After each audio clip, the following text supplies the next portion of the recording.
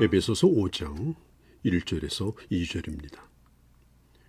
5장과 6장에서는 신자가 어떤 싸움을 싸워야 하는 것에 대해서 말씀하고 있습니다.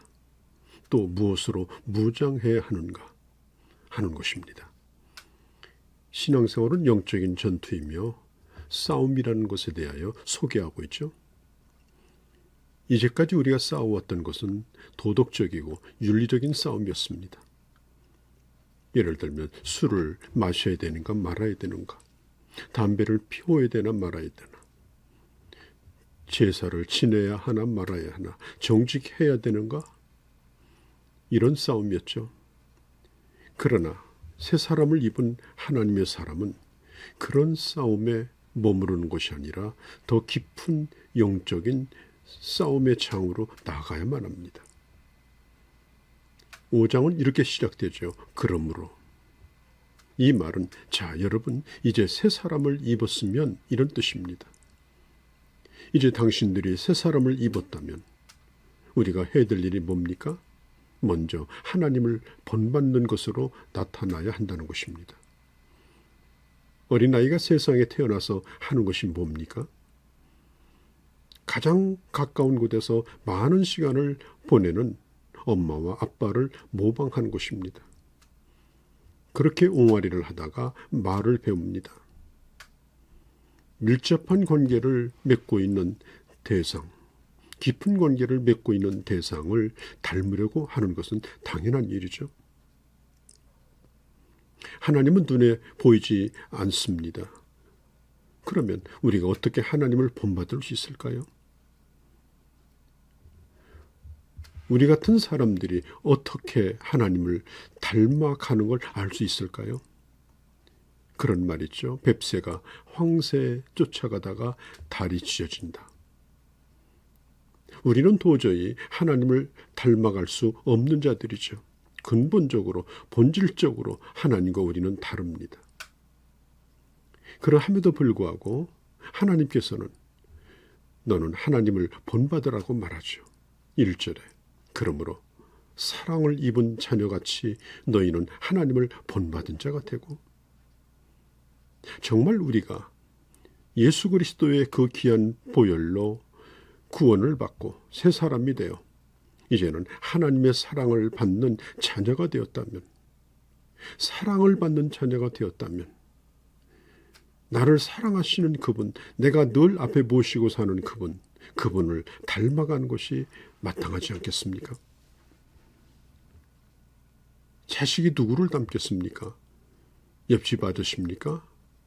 아버지를 닮아야죠. 어머니를 닮아야죠. 자기의 아버지를 놔두고 옆집 아저씨 닮으라, 그렇게 말하는 부모는 없습니다. 하나님은 우리를 사랑으로 낳으셨습니다. 예수 그리스도를 버리시고 우리를 하나님의 자녀로 삼아주셨고, 이제는 하나님의 눈에 넣어도 아프지 않은 그런 소중한 존재가 되었고, 그리고 우리는 그 하나님 앞에서 살아가는 자들입니다.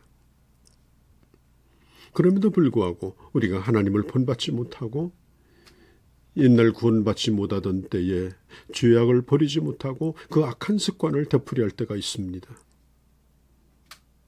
옛날에 우리 눈을 즐겁게 해주던 것들을 추구하고 우리 마음은 헛된 욕망으로 헛배가 부를 때가 얼마나 많은지 모릅니다. 우리가 하나님의 사랑을 받은 자녀같이 된 것이 큰 축복으로 여기신다면 예수 그리스도 안에서 그 십자가 밑에서 우리는 이미 죽었다고 하는 사실, 새 사람을 입었다는 사실을 분명히 믿는다면 이제는 하나님을 닮아가는 그런 복된 성도들이 되셔야 합니다. 요한일서 3장 16절 그가 우리를 위하여 목숨을 버리셨으니 우리가 이로써 사랑을 알고 우리도 형제를 위하여 목숨을 버리는 것이 마땅하니라 라고 했습니다. 예수님이 우리를 사랑하신 것 같이 우리가 하나님을 사랑합니다. 또 하나님을 사랑하다 보면 하나님을 본받게 됩니다. 나를 사랑하는 자를 본받게 되어 있습니다. 영향을 받게 되어 있습니다. 사랑을 많이 받고 자란 자녀, 그도 아버지를 닮습니다. 그러나 학대를 받은 자녀도 그 아버지를 닮습니다. 이것은 참 비극적인 것이죠. 하나님은 모든 것이 선하시고 모든 것이 좋으십니다. 하나님은 마음껏 닮아도 내가 더 아름다워지지 하나님을 닮아서 나빠지지 않습니다.